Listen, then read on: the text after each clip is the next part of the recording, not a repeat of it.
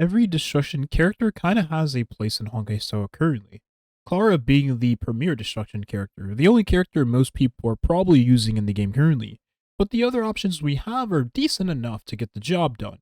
But they're probably not going to be as decent as a character like the new 5-star Dan Heng would be. Talking about Clara, you all understand how strong this character really is. You've seen countless videos, showcases, going over Clara and exactly what she does in her best team. You've probably even seen an hybrid carry variant for Clara. These are going to be your tanky, like preservation characters that soak damage, but also are able to do damage in return. So when you have a character that essentially acts as a front line with a higher taunt value than the rest of your characters, essentially does damage too, you have what makes a very interesting character and a very interesting composition. And these are known as your bruiser characters. Now you probably know Clara best with her counterattacks. This is a character whenever she's hit, she will counterattack and deal pretty nice damage to the enemy. It only gets better if you have her stack from her ultimate, which allows you to get extra reduced damage from the enemies, of course, but you're also able to do additional damage with your counterattacks, which makes for massive AoE potential on the enemies. So she's a very nice pseudo tank damage dealer character with the built-in damage reduction and the extra large chunk of damage she does with her counterattacks. But what about Arlan, Hook, and maybe even, well, not Ravioli, but the Trailblaze main character physical version? You see, all three of these characters have their own strengths. I think these three characters can perform well in a lot of situations, especially with the Trailblaze main character specifically. A lot of stages you probably done in Forgotten Hall, you probably had a lot of value with the character. Because of the break effect that the character abuses, allows that character to do massive damage to the enemy. I say the character because you may have the male or female version depending on the account, of course. So I don't like to just say he or she. But anyways, the Trailblaze main character is able to abuse the break effect to deal massive damage on the enemy, while also doing tons of toughness bar damage, just like Clara would do whenever she counterattacks and does damage with her AoE or her basic attacks. So what makes the destruction characters very special is that they have built-in damage reduction, or they have ascension stats that allows them to be much more tankier than their regular cast of characters. However, that's not to stand true to an extent, because a character like Hook would not really necessarily be tankier than a character like Bailu or Natasha. But essentially, you have for what makes a pretty much tankier damage dealer character, because you all understand how squishy the Hunt characters are. Arlan hasn't really been able to show his true value yet. I think this character is a very special case. Arlan was nerfed from the end of the CBT to the launch of the game, and the reason being is because he had so much power baked into his kit. Being able to do more damage depending on the HP threshold you're at allows this character to excel past the limits of other damage dealer characters in the game. And that had to be toned down a little bit because his survivability, his tankiness, and his overall damage was way too powerful. But he's still an extremely good character because he has some of the best multipliers in the game. His ultimate does massive damage to the enemy he hits it with, and then tons of damage to the adjacent enemies, just like Clara's counterattack.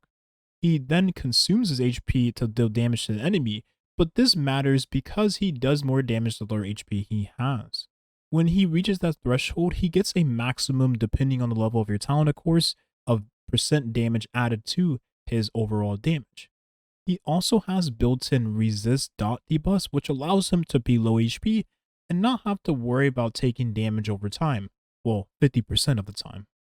This comes at no shocker, but the 4-star light cone with Arlan's face on it is pretty much his best in slot.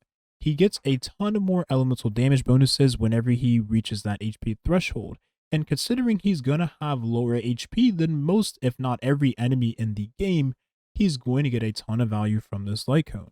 And it only gets better when you have it refined at 5 because you get so much elemental damage bonuses. Now I'll be honest, I love Hook, but it's not for the reason you might think.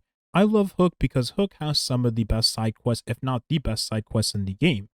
I loved every bit of instance we had with Hook and helping Hook sell or auction off the Mr. Jinjin. That was a very fun time.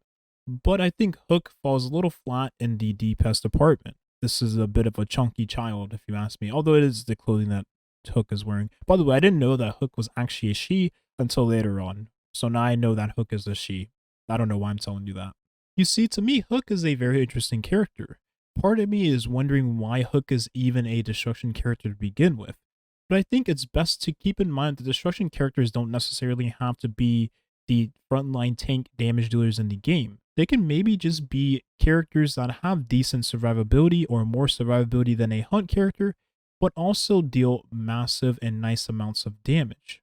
So the reason why Hook is actually a destruction character versus a hunt character, despite being mostly single target, is because of the HP stat bonuses that Hooks get in the kit, being able to restore HP equal to 5% whenever the talent is triggered, attacking enemies that are inflicted with burn, and then the built-in crowd control debuff resistance, which is pretty good, but you would want this mostly on a character like Clara, not on a character like Hook, that you probably want to give as much attack as possible so that Hook does as much damage as Hook can do. So that to me makes it very interesting as to why Hook is a destruction character. So I really feel like that Hook is misplaced. I think Hook has the kit of a hunt-like character, but also why is Hook looking at me like I'm wrong? Am I wrong on this? Maybe I'm wrong on this. But Hook has the capabilities of a destruction character with the ascension stats and the ascension talents that Hook gets, but it seems out of place. Maybe it's just me. But I think Hook sets the precedent for future characters to come that are of the destruction path.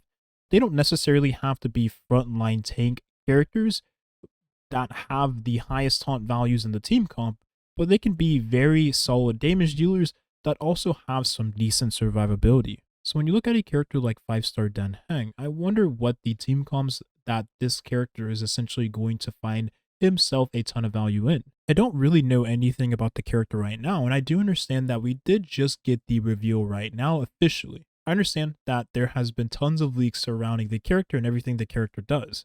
You probably know more than me and know exactly what Dan Heng 5-star does, but I just don't.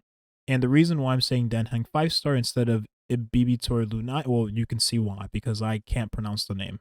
Shut your But I think it's very important to keep in mind that having another option is going to be really good. Well, I mean, if you look at a character like Seal, a character like Jing Yuan, and a character like Luocha, you have very strong limited characters in Honkai Star currently. With 5-star Dan Heng going to be a destruction character, we understand he's most likely going to power creep the current roster of destruction characters, aside from Clara, who is a lot more versatile in many situations. Heck, I use her in my hybrid carry Seal team, but that really speaks volumes about the current roster of destruction characters. With Dan Heng 5-star being an imaginary character, he will find a lot of value with breaking the weakness of the enemy, because we understand that the imaginary has one of, if not the strongest weakness break effect in the game. You're able to delay the enemy's action and reduce their speed. So you have a character like Whelp that abuses this to the max. We also understand he might be the first character that actually benefits from Yukong the most. Let me explain. Yukong gives a ton of crit rate and crit damage to the allies whenever she has her elemental skill active, which of course she can get from her ultimate depending on the constellation of your Yukong. But these stacks goes away every time an ally takes their turn. The reason why this is very important is because whenever you give crit rate and crit damage to a character like Dan Heng, who is going to be destruction, you have to take into consideration that destruction characters don't get a lot of crit rate and crit damage through their ascension, if any at all. So the reason why this is very important is because you're going to be getting other ascension stats on those characters, and you're able to get the crit rate and crit damage you're missing out from your ascension stats like every other DPS character gets added to your stats from Yukong. Yukong also buffs the imaginary damage of all allies by 12%. And the reason why this is very strong is because whenever you factor the 12% damage increase for imaginary characters, Asa's 4-star light cone, which will allow Yukong to give even more imaginary damage to the allies, is going to be a very great option to have on your Yukong whenever you use her with Dan Heng, which you probably will be using with him exclusively. And the reason why this works is because the light cone only has the condition of which only works whenever the elemental typing of the wearer is the same as the allies. So there you have it. Those are my thoughts. Ibibitor Ludai. I hope I'm not butchering the name. 5-star limited Dan Heng is going to be a very strong character. We understand the power of the current limited characters in the game currently and how strong they are to their counterparts in the game. Seal is an amazing, the best hunt DPS, the best DPS character in the game, period. Then you have Jing Yuan, who's the best AoE damage dealer in the game. Now, QQ has definitely been making her, I would say, her spotlight currently. But when you have E6 QQ, it's only natural you'll get a lot more value out of the character versus a E0 Jing Yuan, which you maybe have as Lightcone too. And then you have Luocha, who is the current best abundance character. It shouldn't come as a shocker because Bailu suffers from not having a cleanse, and Luocha has the cleanse that Bailu really needs. Bailu doesn't necessarily need the revive because most situations currently you probably not are going to use the revive, unless you have tons of skill issue like me, and it'll make a lot of sense. Probably the best destruction character in the game, depending on the current destruction characters we have at that point. But let's just say we might be reaching a tier of power creep that I'm scared to reach. Twitch.tv/Toshio, the link will be in the description. Of course, let me know if you're going to be rolling for the 5-star Dan Heng. I am honestly probably not going to roll for him. Maybe if I do, it'll be like one of my other accounts just to showcase him. Thank you for watching and have a nice rest of your day. Peace.